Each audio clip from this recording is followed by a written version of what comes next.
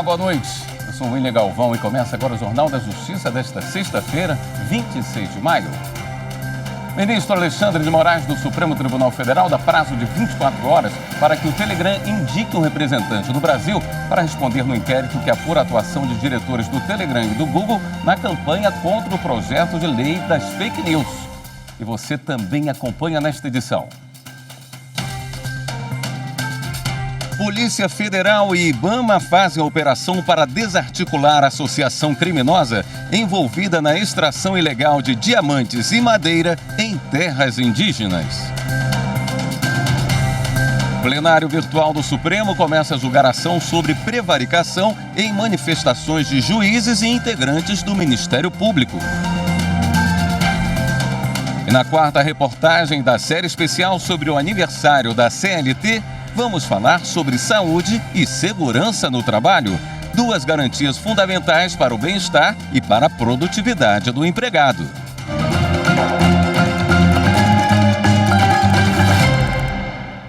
O ministro Alexandre de Moraes, do Supremo Tribunal Federal, deu prazo de 24 horas para que o Telegram indique um representante no Brasil para responder no inquérito que apura a atuação de diretores do Telegram e do Google na campanha contra o projeto de lei das fake news. Repórter Viviane Novaes. O ministro Alexandre de Moraes tomou a decisão depois da declaração de um ex-advogado do Telegram. Segundo o ministro, Alan Campos Elias Tomás informou que ele, bem como o escritório Campos Tomás e Meirelles Advogados, incluindo todos os seus sócios e advogados, não mais prestam assessoria jurídica ao Telegram no Brasil desde o último dia 14. Alexandre de Moraes afirmou que Alan apresentou diversas petições informando a renúncia dos poderes anteriormente conferidos a ele e que não há notícia de que o Telegram tenha indicado qualquer outro representante no Brasil. O Telegram responde ao inquérito no Supremo por causa de mensagens que disparou contra o projeto de lei das fake news que tramita na Câmara dos Deputados. Hoje, o ministro determinou que a empresa de aplicativo de mensagens indique em 24 horas o representante oficial no Brasil, sob pena de suspensão do funcionamento dos serviços do Telegram no país pelo prazo inicial de 48 horas. Alexandre de Moraes também fixou multa de R$500 mil por dia caso o Telegram não informe o atual representante. Está em análise no plenário virtual do Supremo uma ação sobre prevaricação em manifestações de juízes e integrantes do Ministério Público. O relator, ministro Dias Toffoli. Marta Ferreira traz os detalhes para a gente. A prevaricação é um dos crimes praticados por servidor público contra a administração. O Código Penal, no artigo 319, prevê que o crime de prevaricação consiste em retardar ou deixar de praticar indevidamente ato de ofício ou a prática contra disposição expressa de lei para satisfazer interesse pessoal. A pena prevista é de detenção de 3 meses a 1 ano e multa. A CONAMP, a Associação Nacional dos Membros do Ministério Público, entrou com ação no Supremo Tribunal Federal contra esse artigo. Alega que fere a independência funcional do Poder Judiciário e do Ministério Público. Também argumenta que o dispositivo poderia ser usado para criminalizar manifestações e decisões dos magistrados e membros do Ministério Público fundamentadas em interpretações do ordenamento jurídico. O relator da ação no STF é o ministro Dias Toffoli. Em fevereiro do ano passado, Toffoli concedeu uma liminar atendendo o pedido da CONAMP e, assim, impedindo que membros do Poder Judiciário e do Ministério Público sejam responsabilizados por crime de prevaricação em decorrência do exercício regular de suas atividades funcionais. Agora, a liminar foi levada para análise dos demais ministros em julgamento no plenário virtual. Toffoli votou pela confirmação da decisão. Ele ressaltou que a Constituição Federal assegura a autonomia e a independência funcional ao Poder Judiciário e do Ministério Público no exercício do seu mistério, sendo, portanto, uma prerrogativa indeclinável que garante aos seus membros a hipótese de manifestarem posições jurídico-processuais e proferirem decisões sem risco de sofrerem ingerência ou pressões político-externas. O relator fez questão de destacar que isso não quer dizer que não poderá haver responsabilização penal de magistrados e de membros do Ministério Público em face de sua atuação ao agir com dolo ou fraude sobre os limites éticos e jurídicos de suas funções, ocasionando injustos gravames a terceiros e obtendo vantagem indevida para si ou para outrem. O prazo para os demais ministros apresentarem o voto termina no dia 2 de junho. O ministro Dias Toffoli, do Supremo Tribunal Federal, concedeu liminar para suspender trecho da Constituição do Estado do Tocantins, que permitia a eleição antecipada da mesa diretora para o próximo biênio da legislatura. Repórter Carolina Chaves. A alteração na Constituição do Estado foi feita no ano passado e passou a permitir a possibilidade de escolha dos mesmos diretores da mesa para os 2 biênios no início de cada legislatura, ou seja, por 4 anos consecutivos. Mas o Partido Socialista Brasileiro contestou a mudança no Supremo Tribunal Federal com o argumento de que ela compromete o princípio democrático da contemporaneidade das eleições. Ao atender o pedido do partido, o relator, ministro Dias Toffoli, entendeu que não há previsão na Constituição Federal de 2 escolhas para o mesmo cargo em um único momento. O ministro entendeu ainda que essa prática ofende os regimes republicanos e democráticos, além de violar a possibilidade de renovação política. Na mesma decisão, ficou suspensa a eleição ocorrida em fevereiro deste ano, já com a nova regra que elegeu o deputado de Tocantins, Léo Barbosa, do Republicanos, para dirigir a casa nos 2 próximos biênios, que começam em 2025. A decisão é em liminar e deverá ser analisada pelo plenário do Supremo. A Justiça cancelou a matrícula de uma estudante do curso de design que se declarou negra. Ela tentava ingressar na Universidade Federal de Uberlândia. As informações com Pedro Canguçu. Apesar de a aluna se autodeclarar uma pessoa negra, a Comissão de Heteroidentificação da universidade não reconheceu a condição autodeclarada pela estudante, com base na aparência física, como a cor da pele, a textura do cabelo e o formato do rosto. A universidade estabelece que preenche os critérios de negros ou pardos somente candidatos que tiverem traços negroides, potencialmente geradores de preconceito racial. Para o Tribunal Regional Federal da 6ª Região, o parâmetro adotado pela universidade é legítimo e atende aos princípios da legalidade e da isonomia. Além dessa aluna, outros estudantes também tiveram as matrículas anuladas, por não se enquadrarem no sistema de cotas. Para o MPF, a administração pública tem um poder de autotutela, pela qual pode anular atos administrativos corrompidos de ilegalidade, que é justamente os casos de matrículas feitas por pessoas que, ao burlar o sistema de cotas, acabaram fraudando o próprio procedimento de ingresso na universidade. No próximo bloco, a operação da Polícia Federal para desarticular uma associação criminosa envolvida na extração ilegal de diamantes e madeira de terras indígenas. Voltamos em instantes.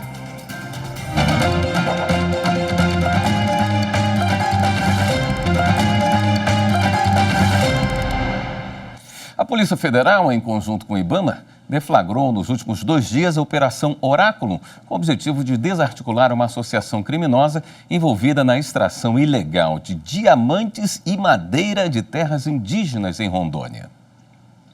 Durante as diligências, os policiais federais atuaram em áreas de desmatamento e exploração garimpeira no interior da terra indígena Roosevelt e Parque Aripuanã. Na ação foram apreendidos veículos, armas e equipamentos utilizados pelos criminosos. Os investigados poderão responder pelos crimes de furto, receptação, associação criminosa, crime contra o patrimônio da União, além dos delitos previstos na Lei de Crimes Ambientais. As penas podem ultrapassar 20 anos de prisão, além da imposição de medidas para reparação dos danos ambientais. O Tribunal Regional Federal da 1ª Região empossou 13 novos desembargadores. A reportagem é de Rafael Braga. Os novos desembargadores federais do TRF da 1ª Região foram empossados em cerimônia realizada na sede do Conselho da Justiça Federal, em Brasília.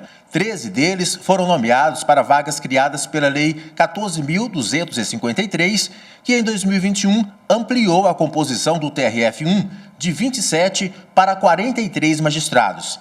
Também foi empossada uma desembargadora que assumiu vaga já existente no tribunal pelo critério de antiguidade. A cerimônia foi presidida pelo presidente do TRF-1, desembargador José Amilcar Machado. Compareceram à solenidade representantes do Ministério Público Federal, da Ordem dos Advogados do Brasil e dos poderes Executivo, Legislativo e Judiciário, além de familiares dos empossados. Com a posse dos novos desembargadores federais, o maior TRF do Brasil passa a contar com 13 turmas, 5 a mais que a composição anterior. Serão 38 magistrados no plenário do TRF-1, restando apenas a posse dos desembargadores que assumirão vagas destinadas ao 5º Constitucional, reservadas ao MPF e ao AB. A Corregedoria Geral de Justiça de Mato Grosso promoveu a Semana da Adoção e lançou o Instagram da Comissão Estadual Judiciária de Adoção. Confira na reportagem de Fernanda Fernandes. Em Mato Grosso, 35 crianças e adolescentes estão aptos à adoção.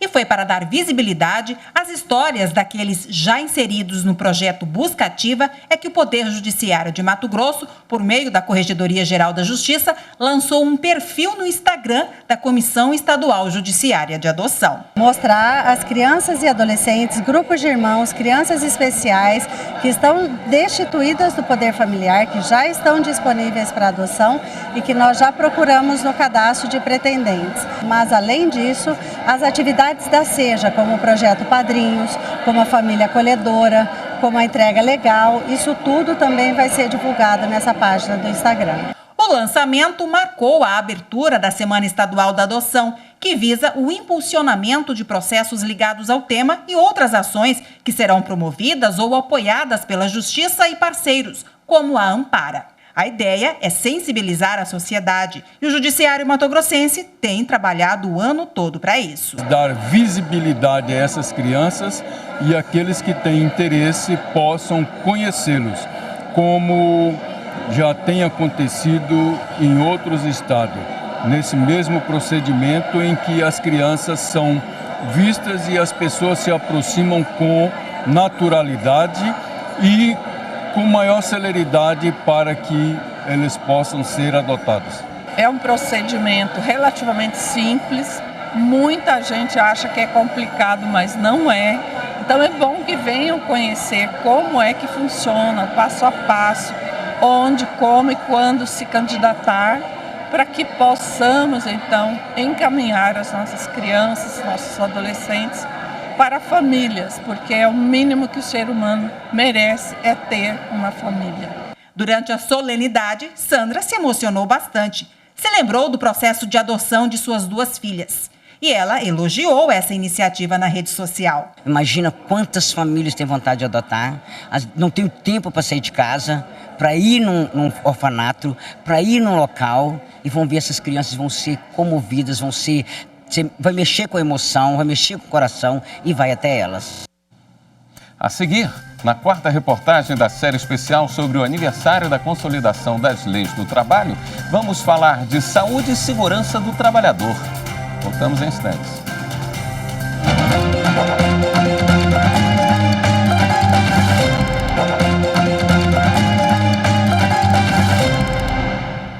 O Espaço Cultural do Superior Tribunal de Justiça foi sede do lançamento do livro Os 20 anos do Código Civil Brasileiro. Kátia Gomes conta como foi. O Código Civil Brasileiro é responsável por nortear os direitos e obrigações das pessoas.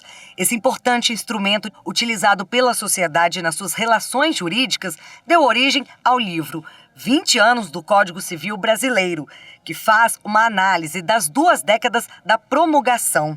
A obra conta com 18 autores, entre eles a ministra do STJ, Nancy Andrighi, que escreveu um dos artigos e destacou que o Código Civil de 2002 foi elaborado para atender uma nova realidade social. O Código, ele evoluiu bastante e ele deixa margem para crescermos ainda mais, na medida em que ele é estruturado de uma forma com normas abertas. E essas normas abertas permitem que o magistrado faça um exercício de aplicação adequada ao fato concreto. O futuro do direito civil, o nexo causal do Código Civil e a liberdade testamentária são alguns temas explorados na obra. Um dos coordenadores do livro, o professor e jurista Plínio Melgaré, afirma que, com a Constituição Federal de 1988, o código anterior ficou muito desatualizado. O primeiro código brasileiro era de 1916. Quer dizer, um código do início do século XX, que na verdade, projetava valores lá do século XIX. O outro coordenador, o também professor e jurista Adalberto Pascoaloto, declarou que o Código Civil é a Constituição do cidadão. O Código Civil acaba sendo uma espécie de Constituição do cidadão, porque o conjunto de normas do Código Civil é o que rege toda a nossa vida, desde o momento em que nascemos. Tem regras exatamente para proteger, inclusive, o nascituro. Depois nos desenvolvemos, começamos a ter vida própria, vida autônoma e, finalmente, morremos em algum dia, né? E o direito às sucessões também está no Código Civil.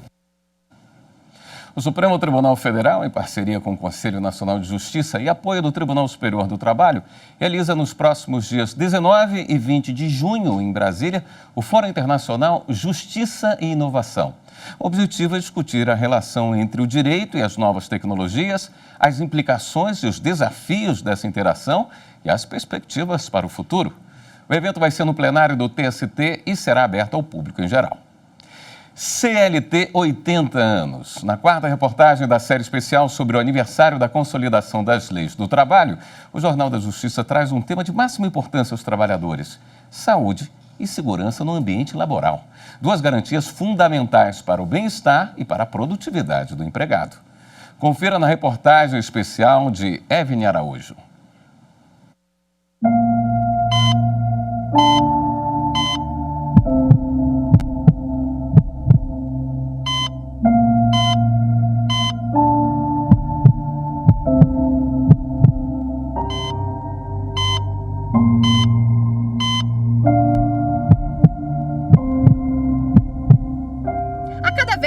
O relógio contabiliza 60 segundos, uma pessoa sofre algum tipo de acidente de trabalho no Brasil.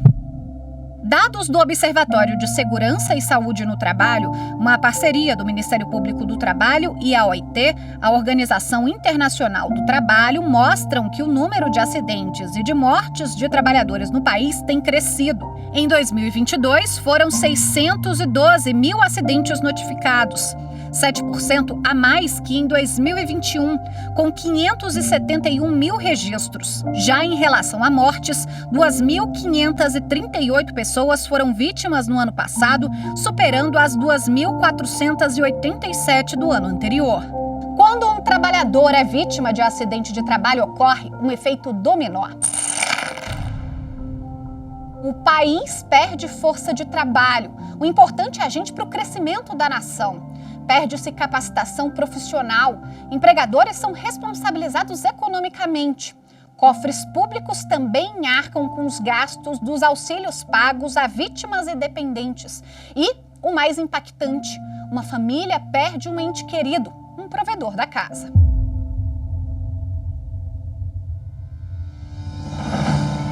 A consolidação das leis do trabalho reúne um conjunto de regras que devem ser seguidas para proteger as relações de trabalho.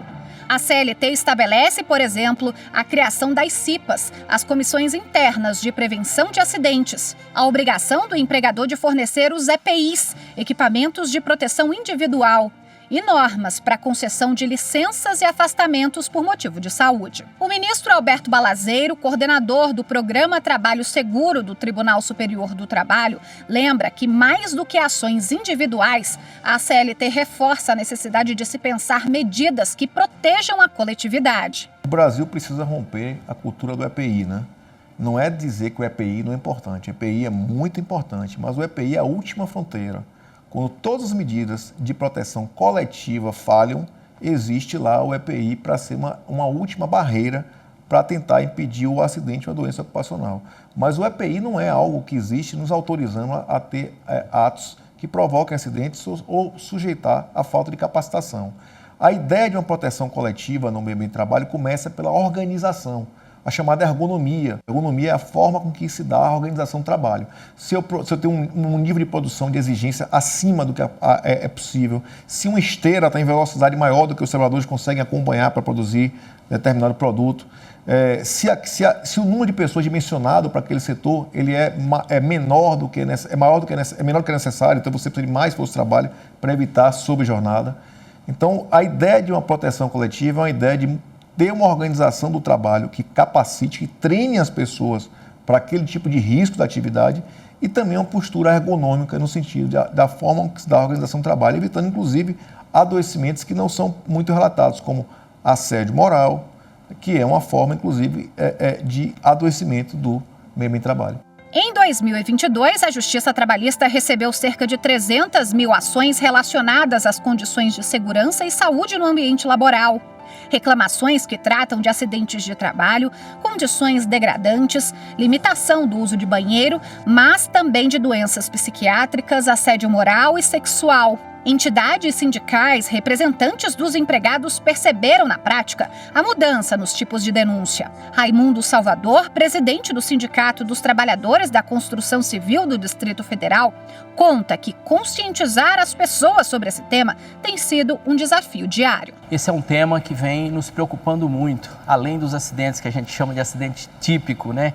Uma furada de prego, uma queda, um soterramento, um machucado por máquinas e equipamentos. A gente tem também as doenças ocupacionais e, especialmente pós-pandemia, a gente tem muito tratado as questões mentais, psicológicas, emocionais, questão de depressão, questão de ansiedade.